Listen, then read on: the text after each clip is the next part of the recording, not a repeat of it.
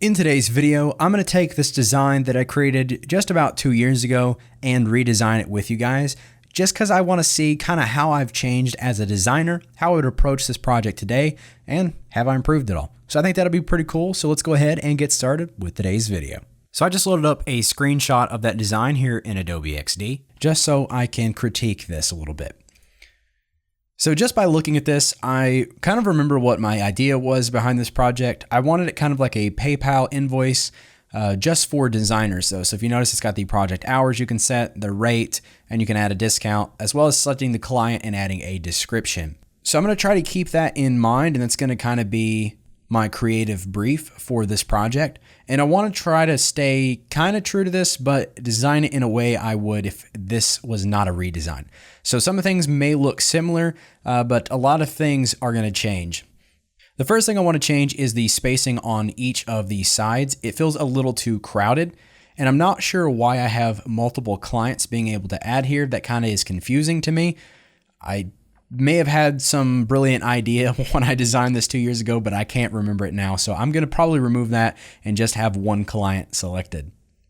Another thing I really don't like is the color scheme. This background color is not at all very similar to these bluish black gray colors. Usually if I was going to use something today in this color, the background would be very similar. So let me try to see if I can match that. So I'm just going to sample that with the eyedropper. And if this were the background, I would probably just take the same area here and just drag down in the color picker to give me a background. So if I create a rectangle, kind of mimic the design here, it would look something like that, where the contrast isn't so large. Let me actually sample that so we can compare those. So you can see just by looking at that this does not look good at all compared to how this blends a little bit more, and it doesn't look like the background is out of place. So other than the colors and a little bit of the spacing in the design, I think overall it's okay, subtracting that confusion with the clients. But I definitely want to go in a little bit of a different direction with this. So I kind of have an idea. So I'm going to go ahead and start with a basic wireframe. I like to use basic shapes, and I'll walk you guys through what I'm thinking while I'm doing that as well. All right, so starting off, I set up some guides to kind of fix the spacing issue with the first one. I think these are 30 points from each side and 60 from the top, just to give me room for the iPhone notch up there and give it some space for it to breathe. And then I've got the invoice and the invoice number there with probably a close icon in the corner. And right now I'm setting up the client area where it's going to show all the information about the client. And then below that, I'm not exactly sure what's going to go in these two rectangles, but I do know the big rectangle on the bottom, I'm going to have the total and kind of the breakdown of the pricing there. So I'm just trying to work that out right now. And then at the very bottom, I'm going to have a save as draft button and then a circular button. That way it's a different shape than everything else for the send, so it's a bit unique and it stands out in that way. Because I'm thinking of going with a black and white color scheme, so I'm going to use the shape of the button to create that contrast. All right, so here's what I have after creating that simple wireframe using basic shapes. Like I said in that recording, I'm not sure what to do with these, but I do have a mental checklist of things that this interface needs, such as a project description, a payment deadline possibly. So those are probably going to fill up these slots, but I don't have to decide those yet. I can change those and edit those later and modify things if I need to. But this is a good starting foundation. So I'm going to select this artboard, Command D to duplicate it, and then I'm going to get started making this a little bit more of a refined wireframe. So for this design, while I'm converting these basic shapes into an actual interface, I'm really refining my typography, sizing, my spacing, and the border radius is really important on these elements for everything to look good. So those are the three things that I'm really focused on. So for spacing in between things, I went with 20 and 30 usually between things. Some things are larger, like 40. For the fonts, I'm using typical app sizes, 36 for heading, 17 or 16 for the body. Small would be 14, 12, or 10. And just bolding some of these for the company name, the price, just so they stand out a little bit more from the rest. For the border radius, I went with a larger round on the larger elements, and on smaller elements, I decreased the border radius just so it looked like it fit and belonged. For the icons, I used box icons, and for the font, I used Apple's font, the SF Pro Display, I think it is. You can get that with the Apple UI kit. So I actually kind of made a high fidelity wireframe. There's only a few things that I need to change here, so I just called this wireframe high for high fidelity. You can see if we look at the original, we've kept the invoice and the invoice number, and then I added the close icon instead of the cancel at the bottom. And like I said, I got rid of the rest of the random clients and just went with one. And then we have the three dots to edit this. And then for the change, this text, so for this section, I'm going to go with the project description, kind of following that similar layout that we have here with the description right below. And you'll notice I combined the email up here with the client where it should be. And for this app, I never had if they could do a partial payment or they had to pay in full. So that's what I'm going to do here, and maybe even allow the user in this menu when they click this arrow to set a time for the invoice to be due. So I'm just going to put full payment due in for that one. So those are those two options. Down here at the bottom, I added this in this nice card just so you can see the breakdown. So these are the deliverables, what was done for the project total cost, and then here I have the breakdown for pricing. It was 35 hours at $75 an hour to get that total. Again, here you can click on these three dots and you can go through that menu to edit and adjust this and set the different deliverables, hourly rate, etc. Whereas over here in this one, you could set all these here. But I feel like having this, it either makes the screen too cluttered or it makes it limited to where I don't have a whole lot of room. So I prefer this where it's just an overall and then you click here and you go and edit this and then it's a separate screen for adjusting these just to simplify this overall screen. This way we have a nice way of presenting all this information. And so I dropped that from this. The discount I dropped completely. You can add that here if you want, probably in the next screen that would be designed for editing and adding all of this. And then this bottom bar, I did get rid of that as well because I no longer had the cancel down here and I no longer had the total. But I did add the option to save as draft, which I think is a really cool option. Maybe for some reason you don't want to send this right away or you're planning it ahead of time. So I did add that. And then the send button, I removed the rocket and made it just send. The only thing I want to do now is adjust some of the colors and add a few more details and finish this up. And since the first two parts of this I've sped up, I'm going to do this last bit with you guys. So just so I have all three stages of this video, I'm going to drag this over and duplicate this wireframe high fidelity and just call it design. So one thing I automatically know I need to do is on these outlines, these need to be a lighter color. So whether it's a lighter gray or we lower the opacity to make it a lighter gray, they definitely need change. So I'm just going to find a good gray color for those. Somewhere around there looks okay.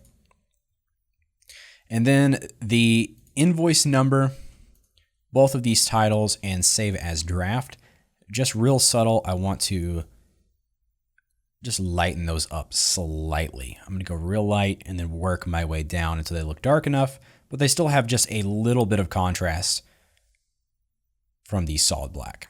So not a whole lot of difference in color there, but just enough to notice. And also one thing I wanted to mention here in both of these cards, you'll notice if I grab these groups, they're 30 from the side and the bottom. It's the same thing down here in this corner. And then on this side, I've made them asymmetrical. So it's actually 20 from the right side. And this one is actually centered with this, just so it doesn't look a little wonky having it hang over the baseline there. So that's why that's set to 34. But really what I wanted to show you is these three dots in both of these. If I zoom in, you can see that I've lowered this one to 15 and this one to 20, just because it looks a little better than if I matched 30 by 30. I'll show you that real quick. So it just doesn't look as good at all. So having that little bit of asymmetry there just looks quite a bit better, and it puts it up there in that corner where that belongs. So I just kind of aligned that visually and just found those numbers and then duplicated those numbers down here for those three dots. So that's just one thing I wanted to show you guys there. All right, and finally to add a little bit more detail, because I'm really liking this white and black color scheme, I'm going to drag both of these rectangles as a copy here into the pasteboard, and I'm going to do a little bit of a background design on them. So I'm going to start with this one up here, and you'll notice where we have the content in the bottom left. I'm going to add some detail here on the right side of the card. So I'm going to grab a square and just hold shift while I drag that out and rotate it 45 degrees in any direction to make a diamond. Remove the fill and we'll bump this up to about 20 for the border, I think there. And I'm just going to put a nice pattern in here, something that just looks pretty cool. Just kind of keeping in mind where our content is on these cards. So I don't want to make it too detailed where all of our main information is. And I'm going to try to get this where these 3 dots are sitting right in this line. So I may have to adjust this in a minute. So once I've got my pattern here, I'm just going to grab all of them and set the color. The way I like to do this is match the background and then from there either go lighter or darker depending on what you're doing. So I'm just going to go around there, I think. Grab the background, Command C, Command V. If I drag a box around everything, since I have that shape now on top, Command Shift M to object mask with shape, I now have this grouping. So we'll just drag this right into place. Command Shift left square bracket key to send it all the way to the back. And then I'm going to hit Command right square bracket key just until it's visible there. All right, so now I can double click to edit this mask. And first thing I'm going to do is make these colors a little bit darker. And then I don't want to shift these to the right. So I'm actually going to put these 3 dots in between both of these in the pattern.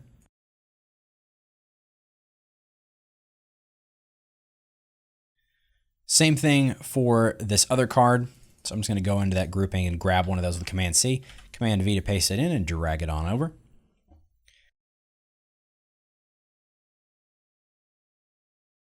Same thing, grab that shape, Command C, Command V, and just drag a area out and grab all of that. Command Shift M to mask with shape, or you can go to Object, Mask with Shape.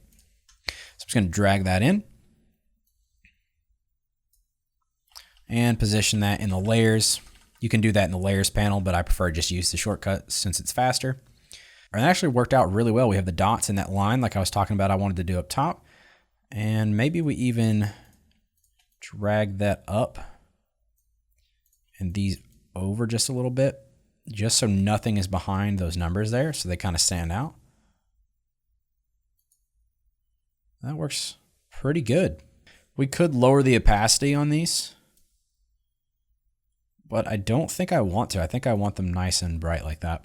And so yeah, I think that's our finished design. So here's the final comparison side by side. We have the before and the after. Same invoice screen design, but 2 years apart. This one was created in September of 2018, and this was created in late August of 2020 at the time of this recording. So just about 2 years. I definitely think this one looks better. It makes more sense to me. This one kind of feels like it's the creation screen and the preview screen before you send it all in one, which may have been what I was going for. I don't completely remember making every decision I made with this one, but this one I feel like is more of the preview screen before you send it or save it as a draft. I guess you could say that this one makes you go through more screens. So there's a screen for selecting the client and each of these options below, but because of that, you can add more to those screens instead of just having a limited amount of space for project hours and rate like over here. So in this screen, you could add the project total, deliverables, rate, your hours, discount. You can add a bunch of different options in that unique screen. So yes, there's more screens to go through, but it still keeps it simple and clean, but it gives you more value, which I think creates the better UI. So let me know which one you guys prefer down in the comments below. And lastly, I hope you guys enjoyed Design Week. This is sadly the 7th and last video of the daily uploads, but I can tell you I will be doing another Design Week. I'm just not real sure when that will be yet, but I will for sure do this again. I hope you guys enjoyed Design Week. From here, I'm going to go back to uploading at least every week, and I hope you guys are excited for new videos. And that's going to do it for today's. So as always, have a great day, and I'll see you guys in the next one.